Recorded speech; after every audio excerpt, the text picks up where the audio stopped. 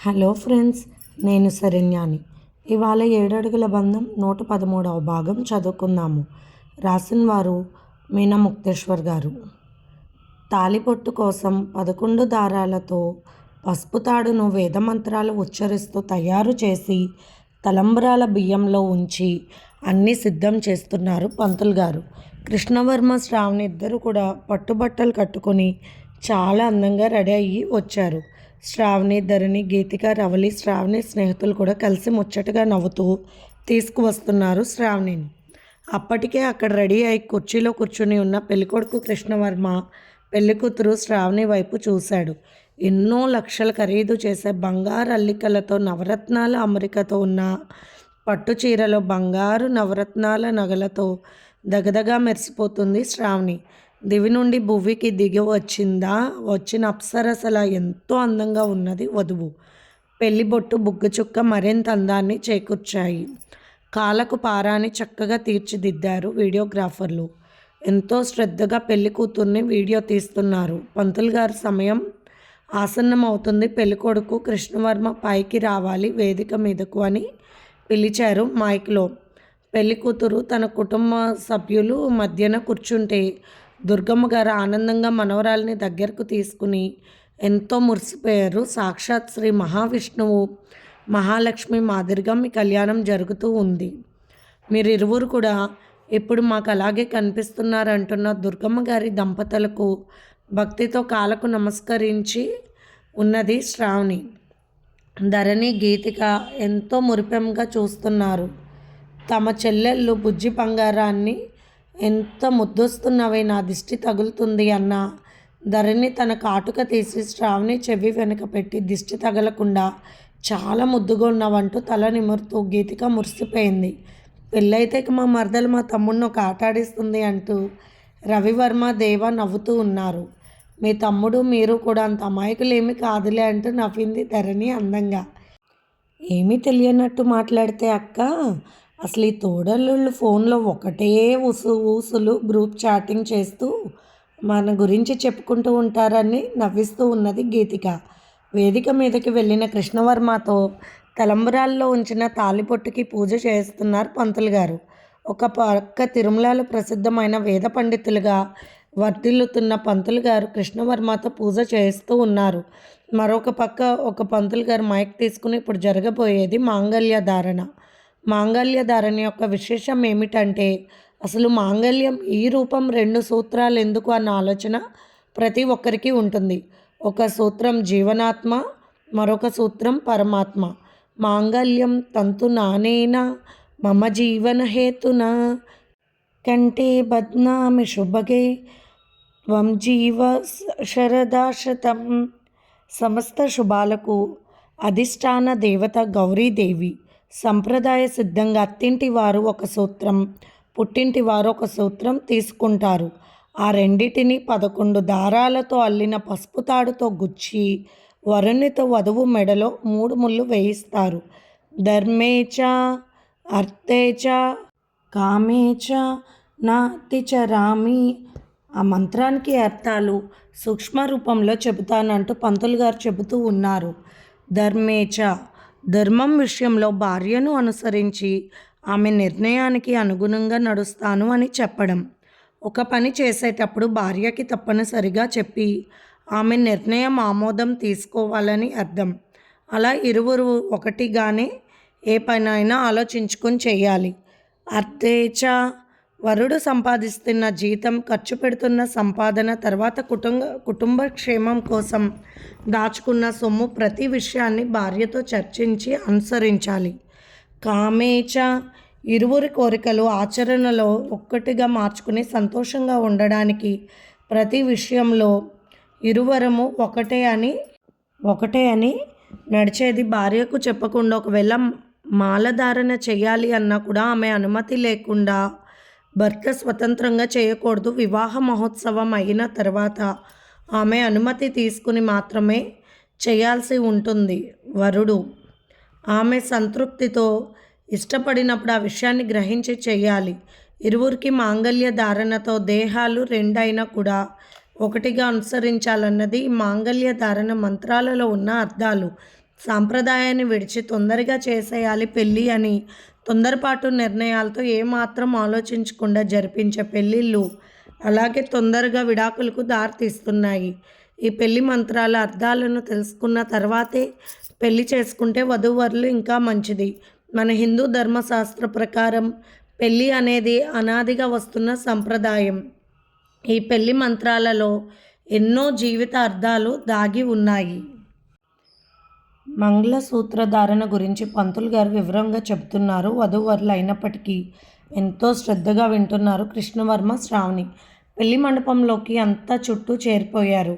శ్రావణి వెనుక ధరణి, గీతిక, రవలి, కృష్ణవర్మ దగ్గర రవివర్మ, దేవ, రాజా, మురళి, ఆనంద్ గారు, సుప్రజ, ఇక రాజశేఖర్, నెలియ కుటుంబం సభ్యులు ఖాళీ లేకుండా కూర్చుండిపోయారు. తాళి కట్టు శుభవేళ మాంగళ్య ధరణకు అర్థాలు అన్నటినీ చెప్పి వేదమంత్రాలతో అగ్నిసాక్షిగా జరిగే ఇటువంటి గొప్ప కళ్యాణ వైభవాన్ని కమనీయంగా జరుపుకుంటున్న ఈ వధూవరులకు 100 ఏళ్ళు సుఖ సంతోషాలు కలగాలని దేవతలు పూల వర్షం కురిపిస్తున్నారంటూ అక్కడున్న పంతులు గారి బృందంలో ఇద్దరు పైకి వెళ్ళి పూల వర్షం కురిపించారు. పెళ్ళికొడుకు పెళ్ళికూతురు మీద అందరి మీద పడ్డాయి. 100 ఏళ్ళు వధూవరులను సుఖ సంతోషాలతో, ఆనందంతో, ఆయురారోగ్యాలతో, ఐశ్వర్యాలతో, చక్కటి అనుకూలమైన సంతానంతో వర్ధిల్లాలి అంటూ దీవించారు. తిలకిస్తున్న అందరికీ శుభం జరుగుగాక. ఇటువంటి కళ్యాణాలు సాంప్రదాయంగా మార్చుకుని అందరూ ఇలాగే వివాహాలు జరుపుకోవాలని, మన హిందూ సాంప్రదాయాలు నిలబెట్టుకోవాలని కోరిక. ఇక సూత్రధారణ కార్యక్రమం మంగళసూత్రాన్ని అందరికీ చూపించి ముత్తైదువుల దగ్గరకు తీసుకుని వెళ్ళి తీసుకురావాల్సిందిగా చిన్న పంతులు గారిని పంపించారు. మంగళసూత్రాన్ని ముత్తైదువుల దగ్గరకు తీసుకువెళ్ళారు పంతులు గారు. అందరూ కూడా పళ్ళెం మాత్రం తాకుతూ శుభం అని పంతులు గారు పలకమని చెబుతుంటే అందరూ అలా పలికారు. ఇక పంతులు గారు 1 గంట వాయించేసరికి చాలా స్పీడ్గా పైకి వెళ్ళారు చిన్న పంతులు. గట్టి మేళం అన్నట్లు గంట మోగించారు పంతులు గారు. మంగళసూత్రాలను కృష్ణవర్మ చేతులకు అందించారు పంతులు గారు. భగవంతుడిని తలుచుకుని మంగళసూత్రం ముడి వేయండి 3 ముడులు. అమ్మాయి గౌరీమాతను తలుచుకుంటూ నేను పలికే ఈ మంత్రాన్ని మీరిరువురు మనసులో పలుకుతూ ఉండండి అంటూ పంతులు గారు చెప్పడమే కృష్ణవర్మ మంగళసూత్రాన్ని శ్రావణి మెడలో కడుతూ ఉన్నారు. అందరూ కూడా ఆనంద పరవశాలలో చూస్తూ ఉన్నారు. వేద పంతులు గారు ప్రతి ఒక్కటి వివరంగా చెప్పేసరికి అందరూ కూడా వారు చెప్పే మాటల్లోనే నిమగ్నమై ఉన్నారు. పంతులు గారు వేద పండితులంతా కలిసి ఒక్కసారిగా సర్వమంగళ మాంగళ్యే శివే సర్వార్థ సాధికే శరణ్యే త్రయంబకే దేవి నారాయణ నమోస్తుతే అంటూ అందరూ ఒక రకమైన పారవశ్యంలో మునిగిపోయేలా మంత్రం చదువుతూ ఉన్నారు. 11 మంది తిరుమల వేద పండితులు. కృష్ణవర్మ కూడా భగవంతుని మనసులో పెట్టుకుని 3 ముళ్ళు వేశాడు. తనకు తాళి కట్టినవాడు భగవంతుడి రూపంగా భావించిన శ్రావణి పంతులు గారు చెప్పక పూర్వమే కృష్ణవర్మ కాళ్ళకు భక్తిగా నమస్కరించుకుంది. మేళతాళాలతో వేదమంత్రాలతో అందరూ పూలవానలు కురిపిస్తూ ఉండగా బంగారు మందిరంలో కృష్ణవర్మ శ్రావణి దంపతులు అయ్యారు.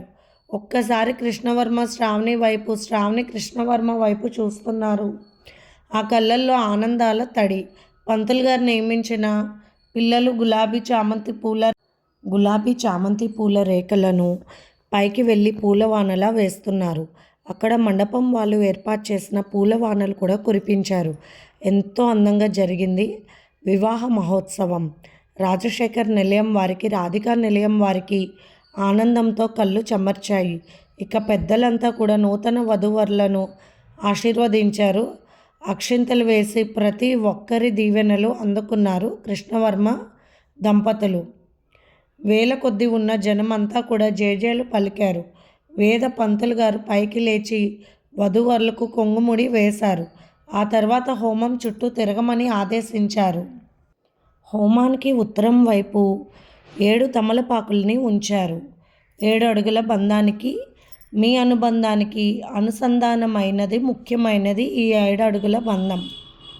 వధువు వరుడు వెనుక నడిచి వెళ్ళే 7 అడుగుల బంధానికి ఉన్న రహస్యం ఎంతో ఉంది. అది జీవిత కాలానికి సంబంధించిన విషయం. మొదటి అడుగు శారీరక బలాన్ని, సౌఖ్యాన్ని, సుఖాన్ని అందించమని భర్తను భగవంతుడిగా భావించి అతని వెంటే నడుస్తాను అని వధువు వరుడు వెనుక నడుస్తుంది.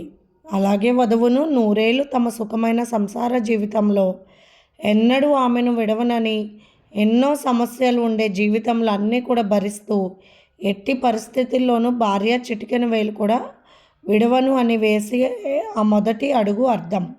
అలాగే రెండవ అడుగు మానసిక బలాన్ని, ధైర్యాన్ని నిలుపుకుంటూ దంపతులుగా ఇరువురం ఎటువంటి ఆకర్షణలకు లొంగకుండా మనోధైర్యంగా ఉండగలమని, భార్యాభర్తలుగా తామిరువురము పెద్దల మనసుకు అనుగుణంగా నడుచుకుంటూ వారిని ఆనందింపజేస్తూ బాధ్యతల బంధాన్ని పవిత్రమైన యజ్ఞంలా భావిస్తామని, కష్టం, సుఖం, లాభం, నష్టం ఇంకా మరెన్నో విషయాలను ఒకరినొకరు నిందించుకోకుండా తప్పు జరిగిన ఇరువరిదే అన్నట్లు అర్థం చేసుకుంటూ, లాభపడినా కూడా ఇరువరిది అని ఆనందపడిపోతూ జీవితాన్ని సాగిస్తామని అర్థం.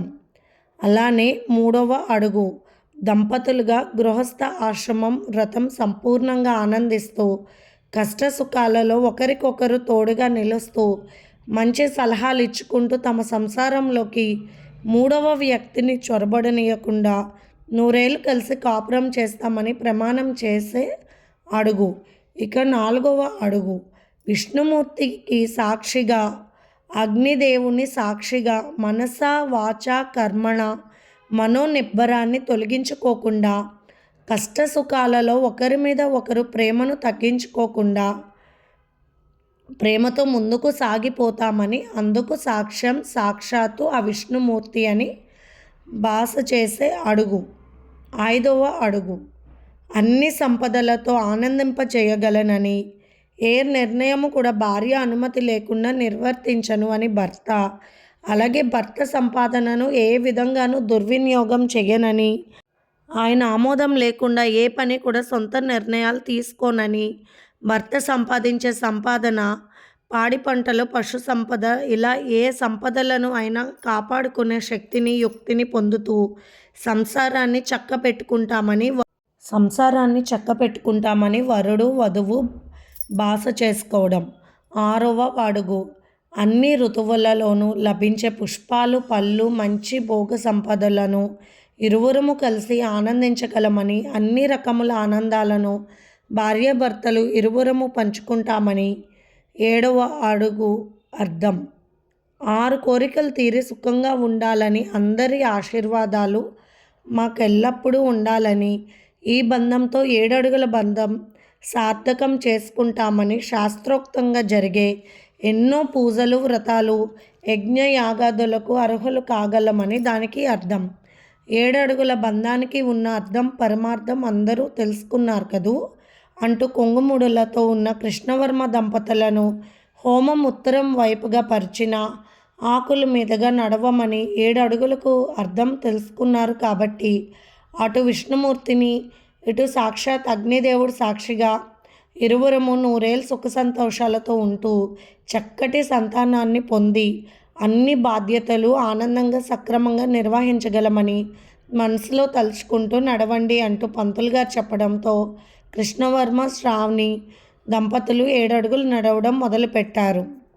సన్నాయి మేళంతో పాటు పాట మొదలుపెట్టారు. ఇది 7 అడుగుల బంధం, ఏనాడో వేసిన బంధం అంటూ వస్తున్న ఆ పాటకు అందరూ కూడా పెళ్ళిని ఇంత గొప్పగా అర్థం చెప్పుతూ చేసిన తిరుమల పంతుల గురించి గొప్పగా చెప్పుకుంటూ ఉన్నారు. పైనుండి మళ్ళీ పూలవానలు కురిపిస్తూ ఉన్నారు. ఆనందంగా 7 అడుగుల బంధానికి ఉన్న అర్థాలను తెలుసుకున్న కృష్ణవర్మ, శ్రావణి దంపతులు వేద పండితులు చెప్పిన 7 అడుగుల బంధానికి ఉన్న అర్థాలను అర్థం చేసుకుంటూ, మనసులో భగవంతుణ్ణి తలుచుకుంటూ 7 అడుగుల విశిష్టత తెలుసుకుని అడుగులు ఆనందంగా వేసిన వారి మనసులు ఆనంద పరవశంలో సంతోషించాయి. వారికి జరిగిన కళ్యాణ వైభోగమునకు మనస్ఫూర్తిగా ఆనందించారు ఇద్దరు. వధూవరులుగా కృష్ణవర్మ, శ్రావణి. ఇక అందరి అల్లరి మొదలైపోయింది. ఇది ఫ్రెండ్స్ ఇవాల్టి ఎపిసోడ్. రేపు ఇంకొక ఎపిసోడ్తో మళ్ళీ మేము ముందుకు వస్తాను. మీకు కనుక స్టోరీ నచ్చినట్లయితే లైక్ చేసి, షేర్ చేసుకొని సబ్స్క్రైబ్ చేసుకోండి. ఉంటాను.